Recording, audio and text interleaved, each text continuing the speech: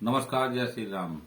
पहले वाली वीडियो में मैंने प्रश्न उत्तरी कार्यक्रम किया था और एक बार फिर से मैं प्रश्न उत्तरी कार्यक्रम करने के लिए जा रहा हूं। मुझे आशा है कि मेरी ये वीडियो आप लोगों को पसंद आए। मैं ऐसी आशा करता हूं। प्रश्न पूछिए। जब मनुष्य की मृत्यु होती है उसमें से क्या क्या चीज निकल कर बाहर आती है? मेरे मत के हिसाब से जब मनुष्य की मृत्यु होती है उसमें से 3 चीज बाहर निकलती हैं: आत्मा, मन और चरित्र। मन कभी नहीं मरता। मन मृत्यु होने के बाद भी नहीं मरता, ये हमेशा जवान रहता है। ये मैंने पिछली वीडियो में मन के बारे में बताया था। ये मृत्यु होने के बाद भी नहीं मरता।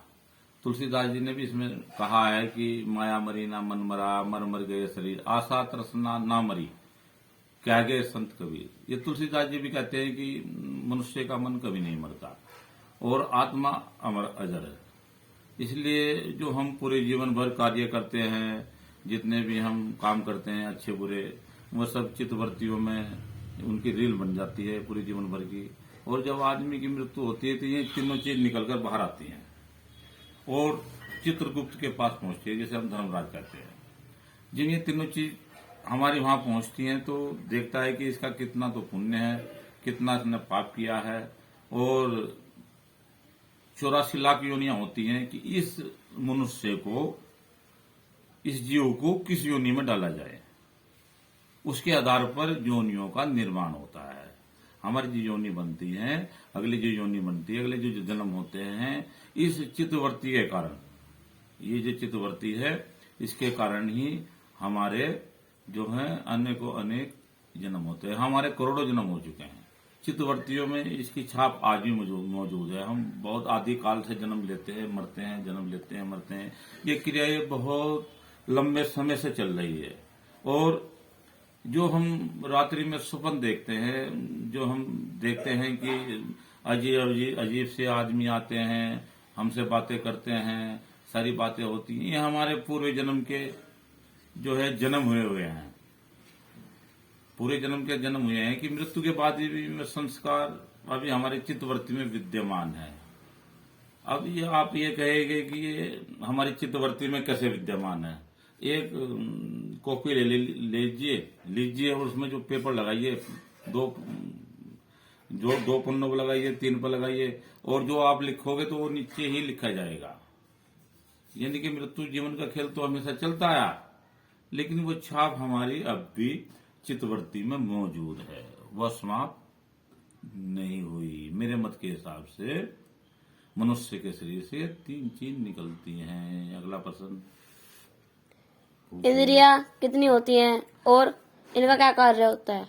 इंद्रियां तो 2 ही प्रकार की होती है मेरे मत के हिसाब से। एक ज्ञान इंद्रियां होती हैं, एक कर्म इंद्रियां होती हैं, लेकिन ये होती हैं 10। 5 हमारी ज्ञान इंद्रियां होती हैं और 5 हमारी कर्म इंद्रियां होती हैं। इन इंद्रियों के हिसाब से ये मुझे एक कहानी याद आ रही है। जब इंद्रियों का संयम बिगड़ता है, जैसे मतवाला हाथी इधर उधर, जब जो है मतवाला होकर इधर उधर पेड़ पौधे पाड़ता है, घर वगैरह उखाड़ देता है, वैसे ही इंद्रियों का भी कार्य है। एक मुझे कहानी आती है, याद आ रही है कि दक्षिणी छोर पर कृष्णा नदी के किनारे एक गांव था। उसमें रामदास नाम का एक ब्राह्मण रहा करता था, जिसका एक पुत्र था वीरूमंगल। वो विद्वान था, पंडित परिवार से थे। तो वीरूमंगल किसी पास के गांव में एक वेश्या नाच रही थी, उसका नाच देखने के लिए एक पास के गांव में गया और उसने उस वेश्या का नाच देखा, जिसका नाम चिंतामणि था, और उस पर आसक्त हो गया। नाच देखने के बाद जब वो घर लौटा तो उसे चारों ओर चिंतामणि ही चिंतामणि नजर आने लगी। उठना बैठना खाना पीना, उसका हर कार्य जो है चिंतामणि के चिंतन में लगने लगा। वो उसे हर वक्त अपने पास पाना चाहता था। वो पास के ही गांव की रहने वाली थी। वो प्रतिदिन जाता और उससे मिलता, वो फिर घर लौट जाता। उसका प्रतिदिन का नियम था। कुछ दिनों के बाद उसके बाप का देहांत हो गया और वो दिन श्राद्ध का था। वो अपने पिता का श्राद्ध करवा रहा था। अच्छे ज्ञानी पंडित बुलाए हुए थे, लेकिन उसका मन श्राद्ध में बिल्कुल भी नहीं लग रहा था। वो तो चिंतामणि के दर्शन के लिए व्याकुल था। वो कहता था कि जल्दी जल्दी इस कार्य को करो, मुझे कहीं जाना है, बहुत जरूरी कार्य है। और इतना कार्य करते करते शाम हो जाती है और रात्रि हो जाती है। रात के 10-11 बज जाते हैं और जोर जोर से बारिश होने लगती है, तूफान आने लगता है। आज जो है जोर जोर से मूसलाधार बारिश हो रही है, लेकिन विजय मंगल अपनी जो है चिंतामणि से मिलने के लिए व्याकुल है और वो नदी के तट पर पहुंच जाता है उसी बारिश में, उसी तूफान में, और जोर जोर से आवाज लगाता है कि कोई नाविक है, नाव चलाने वाला है, मुझे उस पार जाना है, उस गांव में जाना है। तभी एक नाविक उठकर आता है, नाव चलाने वाला, कहता है कि भैया आधी रात्रि हो रही है, चारों तरफ मूसलाधार बारिश बरस रही है, नदी उफान पर है और दोनों किनारों को चीरती बहा रही है। कहना मुझे उस गांव में जाना है, आप अपने पैसे बताइए और मुझे नाव से पल्ली तरफ लेकर जाइए, मैं आपकी नाव के डबल पैसे दूंगा। नाविक बोलता है कि इतनी रात्रि में इस उफान में नदी दोनों किनारों को चीरती हुई बह रही है, किसकी मौत आई है कि पल्ली पार नाव लेके जाए, मैं नहीं जा सकता। उसने उसे साफ मना कर दिया। विजय मंगल ने कहा ठीक है, आप नहीं जा सकते, मुझे तो जाना है। वह उस नदी में कूद जाता है और तैरने लगता है। वह जब तैरने लगता है तो तैरते तैरते देखता क्या है कि एक लकड़ी का गट्ठड़ आ रहा है। वो उसी गट्ठड़ को पकड़ लेता है, लेकिन वो गट्ठड़ नहीं, एक मुर्दा था। उसके सारे तत्व पल्ली पार पहुंच जाता है। और आज बारिश अपने पूरे उफान प्रति बार बार बिजली चमक रही थी और घोर बादलों की गड़गड़ाहट से आज मानो प्रकृति कुछ अपना रंग दिखाने वाली है। और वो उस चिंतामणि के दरवाजे पर जाता है और जोर जोर से कुंडी खड़खड़ाता है, लेकिन आवाज बारिश की, तूफान की और बिजली की इतनी तेज थी कि कोई नहीं उठता है। और देखता क्या है कि एक दीवार पर एक रस्सी लटक रही है, एक कमलबंद लटक रहा है। वो उसे पकड़कर उसके सारे सत्ती खिड़की के रास्ते अंदर चला जाता है और जाकर चिंतामणि का जोर जोर से दरवाजा खटखटाने लगता है। चिंतामणि हड़बड़ाकर उठती है, कहती कि आधी रात को ये कौन आया मुझे मिलने के लिए, और दरवाजा खोल देती है। विजय मंगल का विकराल रूप देखकर वो जो है गारा पानी में बेकार हुआ और उसके वस्त्र जो है सारे भीगे हुए और वह एक जो है कंपायमान हो रहा था सर्दी की वजह से। और जो वो कहता है कि प्रीतम, मैं तो आपसे मिलने के लिए आया हूं, मैं तुम्हारे मिले बिगर नहीं रह सकता। चिंतामणि कहने लगी कि इस हाड़ मास के शरीर से इतना मोह, इतना प्यार, अगर इतना प्यार भगवान श्री कृष्ण से कर लेते तो आज उनके दर्शन हो जाते और तुम्हें मोक्ष मिल जाता। जितना तुझे मेरे से प्यार है, जितना तुझे मेरे से मोह है, इतना अगर तुम परमात्मा से मोह कर लेते तो इस भव सागर से ही पार हो जाते। तो चिंतामणि पूछती है, हाँ, तो उसके चरण पकड़ लेता है चिंतामणि के, कहता है कि आज से तुम मेरे गुरु हो, मैं आपका शिष्य हूँ, आपने मुझे मार्गदर्शन दे दिया, मैं आज से अपने घर नहीं जाऊंगा और आपके पास भी नहीं आऊंगा। वीर्य मंगल पूरी रात उसी बरसात में चलता रहा। उसके पग पता नहीं किस लक्ष्य की ओर मुड़े हुए थे, वो कहाँ जाना चाहता था। और जब सूर्य की पहली किरण निकली तो वो एक गांव में पहुंच गया। उस गांव से बाहर एक मंदिर था। उस मंदिर के पास एक दीवार थी, उसके सारे लगकर बैठ गया और वह 1-2 दिन ऐसे ही बैठा रहा और भगवान का भजन करता रहा। 1-2 दिन के बाद उस गांव का एक मुखिया आया। उसने पूजा करने के लिए उसने देखा कि ये व्यक्ति बैठा हुआ है और चुपचाप बैठा है। उसने कहा, भाई आप कहाँ के रहने वाले हो? उसने कहा, मैं तो परदेसी हूँ, बाहर से आया हूँ, बैठा हूँ। कहने लगा, चलो जब ऐसी बात है तो आप इस मंदिर के पुजारी बन जाओ और इस मंदिर की देख रेख करने लगो, साफ सफाई करने लगो। आप इस मंदिर पे जाओ, इसमें कोई व्यक्ति नहीं है, कोई साधु संत नहीं है इसकी रखवाली के लिए, आप इसमें रह जाओ। विजयमंगल उस मंदिर में पूजा पाठ करने लगा, भगवान श्री कृष्ण का ध्यान करने लगा और ईश्वर की आराधना में लीन हो गया।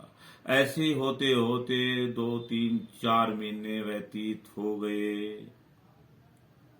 एक दिन वीरमंगल ध्यान में था, तभी एक गांव की स्त्री, बड़ी सुंदर स्त्री, उसी मंदिर में पूजा करने के लिए आ गई, जिसकी सकल चिंतामणि से मिलती थी। उसे देखते ही उसके पूरे जो पहले संस्कार थे वह जागृत हो गए। वह एकटक उसे देखता रहा, एकटक उसे देखता रहा। वो पूजा करती रही, देखती रही कि ये मंदिर का पुजारी मुझे बार बार देख रहा है और पता नहीं क्या देख रहा है। पूजा करने के बाद जब वह अपने घर को जाने लगी तो वीरमंगल भी उसके पीछे पीछे चल देता है। वह देखती है कि यह मंदिर का जो पुजारी है तो मेरे पीछे पीछे आ रहा है। वो और तेज दौड़ने लगती है तो वीरमंगल भी उसी स्पीड से दौड़ने लगता है। उसका घर गांव से कुछ बाहर था, तो जब वह देखती है कि ये तो मेरे पीछे पीछे आ रहा है, वो भागने लगती है तो वीरमंगल भी उसके पीछे पीछे भागने लगता है और उसका घर आ जाता है। वह जोर जोर से कुंडा खटखटाती है तो तभी उसका पति उठकर आता है कि क्या बात, क्यों घबरा रही हो, क्या बात। वो तभी अंदर बढ़ती है और कहते हैं कि ये जो मंदिर का पुजारी है मेरा पीछा करता करता मेरे घर तक आ गया है और पता नहीं क्या कारण है।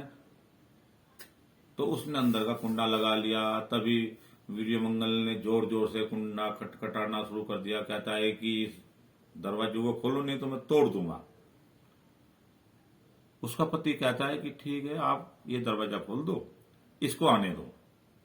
तो वीरमंगल अंदर आता है तो उसका पति कहता है कि पुजारी जी बताओ आपका क्या काम है। उसने कहा कि मैं आपकी स्त्री को एक बार देखना चाहता हूं, उसके बिना मेरे पे रहा नहीं जाता, मेरे पे रहा नहीं जाता, रहा नहीं जाता। तो वो अपनी स्त्री से बोलता है कि हे प्रिय, आप 16 श्रृंगार कर आओ। मैं कह रहा हूं, बैठा हूं यहाँ, कोई दिक्कत नहीं, आप 16 श्रृंगार कर आओ। उसकी स्त्री 16 श्रृंगार कर आती है। पूरी वीरमंगल बैठा हुआ है, उसके सामने आकर बैठ जाती है। वो उसे एक टक देखता रहता है, उस स्त्री को एक टक देखता रहता है, एक टक देखता रहता है। उसके बाद वीरमंगल 5-10 मिनट देखने के बाद कहता है कि मेरा मन शांत हो गया है, मेरी जो आत्मा है वो शांत हो गई है और मैं अब मुझे कोई इच्छा नहीं रह गई है। अब मेरी एक ही इच्छा है, आप जो पूरी कर दो तो मैं जो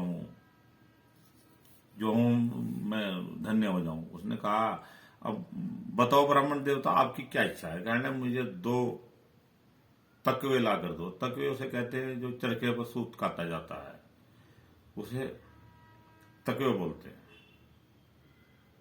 उसका पति कहने लगा, हो सकता है कि तकवे से कुछ करता हो, कोई बात नहीं, ला दो 2 तकिए। और जैसे ही उसे 2 तकवे ला कर दिए, कहने लगा मैं तो ठीक हूं, लेकिन जो मेरी आंख की इंद्रिया है यह मुझे धोखा दे रही है, यह बार बार मुझे वो दिखा रही है जो मैं देखना नहीं चाहता है। और वीरमंगल ने दोनों तकवे अपनी आंख में जो है डाल दिए और रक्त की धार बहने लगी। उस संत के मुख से रक्त की धार बहने लगी और पूरा जो मुख था वो रक्त से हीन हो गया। और वो कहने लगे कि ये आपने क्या किया। कहने ये आंखें मुझे धोखा दे रही है, मैं तो सही हूं। आज से ना तो आंखें रहेगी, ना मैं किसी को देख पाएगा, ना किसी का पीछे करूंगा। कहना मुझे एक चीज और लाके दो, एक डंडा दो, एक लाठी दो, जिसके सारे सत्ती में आज से यही मेरा सहारा है, मैं जो हूं इसके सारे सत्ती चलो। अब मेरा कोई सहारा नहीं, परमात्मा मेरा सहारा है। वो श्री कृष्ण का भजन करते करते वहां से निकल जाता है। जैसे ये गांव से बाहर निकलता है तो एक छोटा सा बच्चा आकर डंडा पकड़ लेता है और कहता है कि बाबा आपको कहां जाना है। उसने कहा मुझे तो पता ही नहीं मुझे कहां जाना है, जहां आप ले चलो तो मैं चला जाऊंगा। उसने कहा बेटा तुम्हारा नाम क्या है। वीर मंगल बोलते हैं, जो सूरदास बन चुके थे, कहने आपका नाम क्या है। तो भगवान श्री कृष्ण बच्चे के रूप में बोलते हैं कि मेरे बहुत से नाम है, मेरे बहुत से नाम है, मेरा कोई नाम नहीं। जो जिस नाम से पुकार ले मैं उसी नाम से जाना जाता हूं। उसने कहा बेटा तुम्हारा गांव कौन सा है। कहने सभी गांव मेरे हैं, मेरा तो कोई गांव नहीं है। तो ये एक पेड़ के नीचे आकर रुक जाता है और वह बच्चा उसके खाने पीने का हर इंतजाम करता है, सारी चीज करता है। और वीर मंगल जो है भगवान की भक्ति में लीन हो जाता है और अंत में भगवान श्री कृष्ण के दर्शन होते हैं। अगली बात प्रश्न पूछिए। क्या जानवरों में भी गुण होते हैं? हाँ, चाणक्य ने यह साफ लिख दिया है कि मैं कुछ चाणक्य की बातें करता हूं थोड़ी सी। चाणक्य ने साफ लिख दिया है कि जानवर के अंदर भी गुण होते हैं, मनुष्य उनसे भी गुण ले सकता है। सबसे प्रथम गुण हम शेर से सीखते हैं। शेर शिकार छोटा हो या बड़ा हो बहादुरी के साथ पकड़ना, वो पूरी ताकत लगाकर शिकार को पकड़ता है। वो मनुष्य को संकेत करता है कि कार्य छोटा हो या बड़ा हो उसे जो है बहादुर के साथ करना।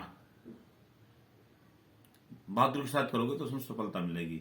ये एक गुण हमें शेर से लेना चाहिए, कार्य छोटा हो या बड़ा हो उसे बहादुर के साथ करना। ये एक गुण शेर से, जैसे शिकार छोटा हो या बड़ा हो उसे ताकत लगाकर पकड़ना, ये मनुष्य को पहला संकेत देता है कि अपना कार्य सही से करना चाहिए। और कुत्ते के अंदर दो गुण होते हैं।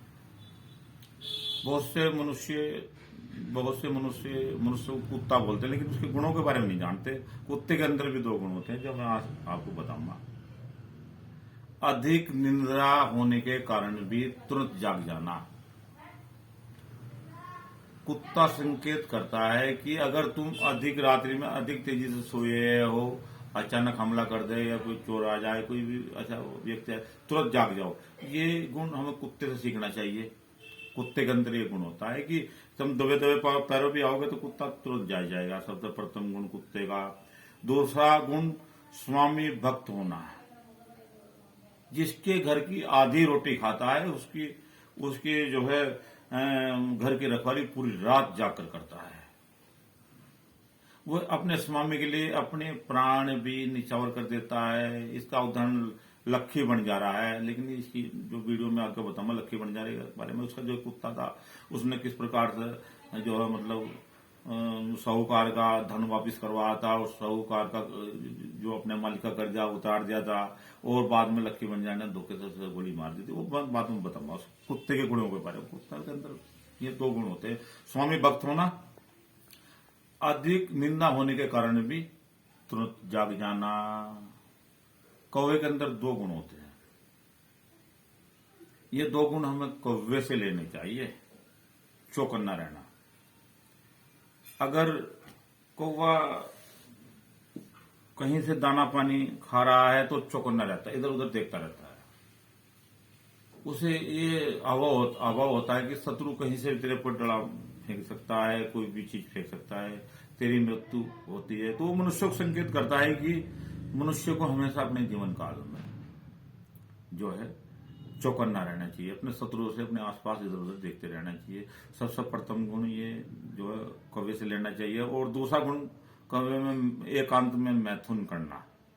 कौवे को कभी मैथुन करते हैं किसी ने ना तो आज तक देखा है ना कभी को देखने का। कौवा एकांत में ही मैथुन करता है जिसका कोई पता नहीं होता। ये 2 गुण हमें कौवे से लेना चाहिए। मुर्गे के अंदर 2 गुण होते हैं, ये मनुष्य को उससे ले लेने चाहिए। मुर्गे के अंदर समय से जागना।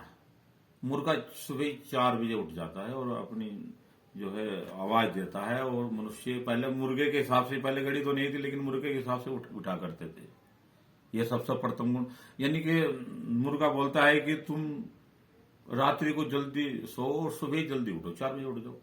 4 बजे उठकर स्नान वगैरह, शौच आदि वगैरह जो कार्य आपको करना है समय से करोगे और समय से अपने काम पर निकल जाओगे। ये गुण हमें मुर्गे से लेना। दूसरा गुण मुर्गे के अंदर कि जो है अपने बंधुओं को इधर उधर भगा देना। जब मुर्गा दाना जो है खाता है तो अपने जो आसपास के मुर्गे कुड़कुड़ कुड़कुड़ करके इधर उधर भगा देता है और फट दाना ले लेता है। वो कहता है कि अपने जो आसपास जो बंधु हैं, जो लोग हैं, उन्हें इधर उधर भगाकर जो तुम्हारा हक वो ले लेना चाहिए। ये हमें 2 गुण मुर्गे से सीखने चाहिए। गधे के अंदर भी 2 गुण होते हैं। गधे को सब बेकार बताते हैं लेकिन मैं चाणक्य के हिसाब से उसके बारे में 2 गुणों के बारे में मैं गधे के बारे में बता रहा हूं। गधा के अंदर 2 गुण, अधिक भूखा रहने पर भी आराम से घास चढ़ना। जब गधा अधिक भूखा रहेगा तो आराम से घास वो चुगेगा इधर उधर, और वो कभी ऐसे नहीं करने का।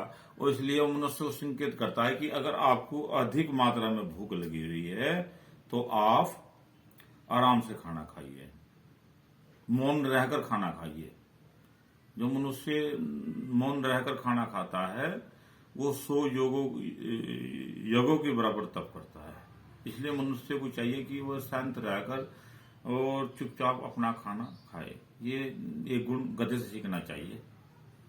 दूसरा गुण गधे के अंदर होता है कि अधिक थके रहने पर भी, जब वो बहुत थक जाता है, बहुत परिश्रम करता है, घाट से कपड़े धोबी के लाकर घर ले जाता है, घर से घाट पर ले जाता है, और उसके बावजूद भी अगर धोबी उसके ऊपर कपड़े लाता है तो फिर भी घाट पर लेकर जाता है। तो वो मनुष्य को संकेत करता है कि अगर तुम अधिक थके हुए हो, ज्यादा मात्रा में थके हो, और आपका अगर जरूरी कार्य है तो आप उस कार्य को करिए। ये 2 गुण हमें गधे से सीखने चाहिए। ये तो हमने जानवर से कुछ गुणों की बात करी है। अब अगला प्रश्न पूछिए। स्त्री बलवान हीन है क्या बलवान है? हाँ, स्त्री का बल, प्रत्येक मनुष्य का अपना अपना बल होता है। ब्राह्मण का बल विद्या होती है, क्षत्रिय का बल जो है रक्षा होती है, वैश्य का बल धन होता है, शूद्र का बल सेवा होती है। चाहिए उसी प्रकार से प्रत्येक मनुष्य का अपना अपना बल है। स्त्री का बल उसका सौंदर्य है।